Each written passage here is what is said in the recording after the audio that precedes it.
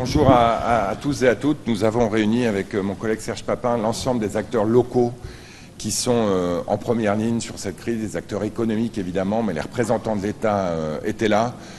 Nous avons tous évidemment exprimé notre solidarité absolue avec celles et ceux qui luttent contre les incendies aujourd'hui, les sapeurs-pompiers, les représentants de l'armée et de l'ensemble des forces qui sont aujourd'hui mises à disposition. Alors c'était la Gironde et les Landes aujourd'hui, on pense évidemment aussi à celles et ceux qui luttent contre les incendies dans le Var.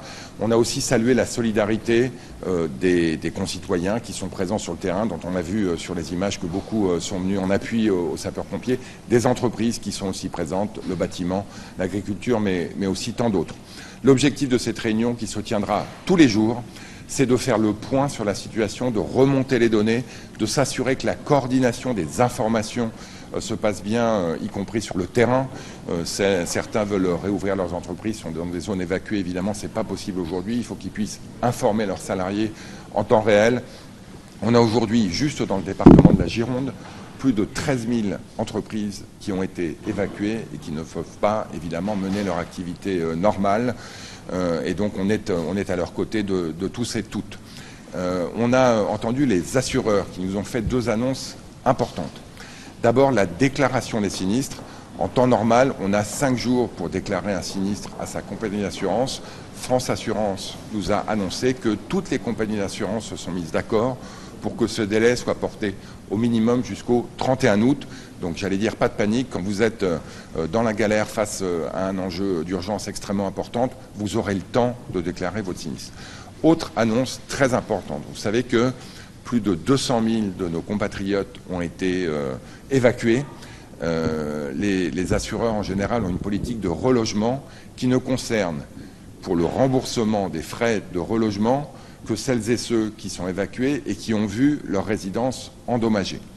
L'ensemble des assureurs français se sont engagés à ce que toutes celles et ceux qui sont déplacés puissent voir leurs frais de relogement remboursés, suivant les termes du contrat, que leur résidence soit endommagée ou non. C'est évidemment très important. Jusqu'à 3 semaines sont couvertes par ce type de police. C'est un engagement important de l'ensemble des compagnies d'assurance que je souhaite saluer aujourd'hui et qui sont aux côtés de nos concitoyens qui sont directement impliqués. On a eu plein de questions évidemment auxquelles on va répondre au fur et à mesure sur l'activité partielle, tu vas y revenir, sur le secteur du tourisme, tu vas y revenir. Voilà, la mobilisation générale est présente pour cette catastrophe écologique évidemment et sociale qui a lieu sur le terrain, mais qui est aussi un coup de tonnerre économique qui affecte une région qui n'en avait pas besoin. Bien, merci Roland. Évidemment, moi aussi, je m'associe à tous l'élan de solidarité et de soutien de l'État, et nous sommes mobilisés. Alors, moi, évidemment, je m'occupe en particulier avec les acteurs qui fournissent l'alimentation, parce que l'approvisionnement est un enjeu important. Donc on a pu discuter ce matin avec les industries agroalimentaires et aussi la grande distribution. Donc il y a des entrepôts qui sont en zone incendiée et donc qui sont fermés et qui ont dû être déportés. Et tout ça se fait d'une manière très organisée. Donc on est à même aujourd'hui de dire l'approvisionnement à la fois des pompiers, des forces de l'ordre qui sont là en lutte, évidemment de tous les gens qui sont évacués, en particulier sur la zone de Bordeaux, et puis évidemment des populations aussi qui sont encore en zone sécurisée et qui doivent être approvisionnées. Donc tout ça fonctionne bien. Après, évidemment, il y a de la solidarité qui est en route. Je tiens à saluer l'industrie agroalimentaire qui a fait des dons, la grande distribution dans son ensemble qui aussi a fait des dons, les acteurs du BTP qui ont fourni du matériel et du personnel. Il y a 300 entreprises volontaires du BTP qui ont fourni des engins, 190 salariés qui sont concernés et qui aident les soldats du feu, les soldats aussi de l'armée qui sont en lutte là.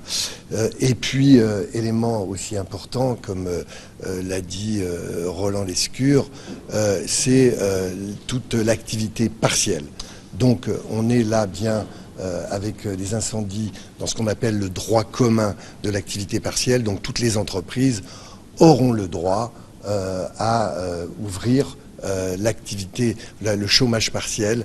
Elles sont toutes concernées par cette clause de l'incendie. Donc vous voyez, donc on a prévu de coordonner toutes ces actions au niveau de l'État, une réunion tous les jours, et puis tous l'État, les cabinets sont mobilisés en soutien à cette évidemment.